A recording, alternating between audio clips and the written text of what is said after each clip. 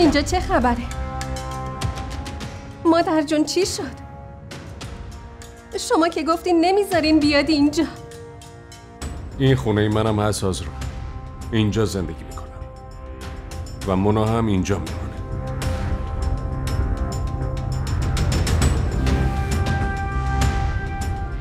مادر جون، واسه شما چه آزرا باشه چه مونا هر دو عروستونن، نه؟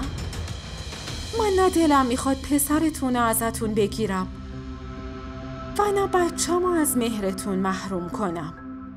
عروستونم، نه؟ مادر جون دست این حقه بازو بگیرین و از خونه بیرونش کنین.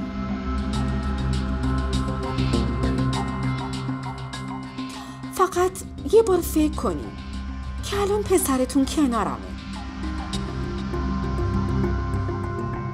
اگه من از اینجا برم پسرتونم از پیشتون میره و میدونین عروسا این دوره زمونه میخوان جدا زندگی کنن، ولی من که خودم اومدم اینجا که باهاتون زندگی کنم. آزرا تو اصلا نگران نباش.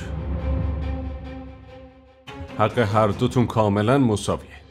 من حق تو ضایع نمی کنم. رهاتم که نمی کنم. من به لطفت نیازی ندارم. زنتو بردار و از اینجا برو. ما خودمون عروسی حنا رو میگیریم. ببینم چی شده؟ یعنی چی عروسی میگیریم؟ من داداشمو از دست میدم. شما چطور شده زن داداش؟ چرا هر مسئله ای رو اینقدر بزرگش میکنید؟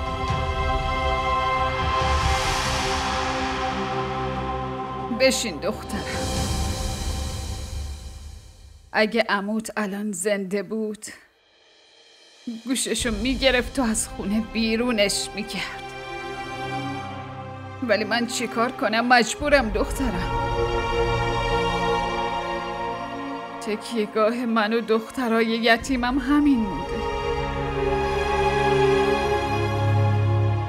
مادر جون منم برادرزادتم. نمیبینین که اذیت میشم؟ تو میخوای من با جدا شدن از پسرم اذیت بشم دخترم؟ آزرا، ما میتونیم خواهرانه زندگی کنیم. تو به رابطه خواهرانه توهین کردی. دوتا هوو خواهر نمیشن. زنی که شوهرمو دزدیده چطور میتونه خواهرم بشه؟ تو دشمن خیلی خطرناکی هستی. دشمنی که تو لباس دوست حمله کرده.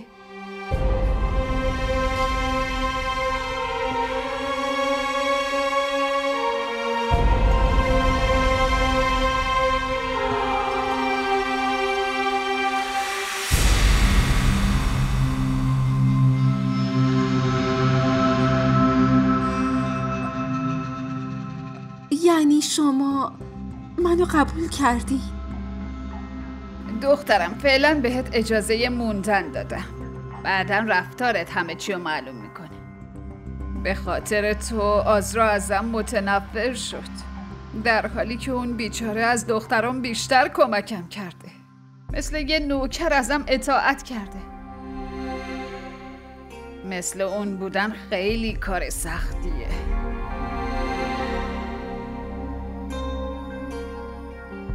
واقعا آزرا آنچنان عروس خوبی برامون بوده که مسکان به گرد پاشم نمیرسید.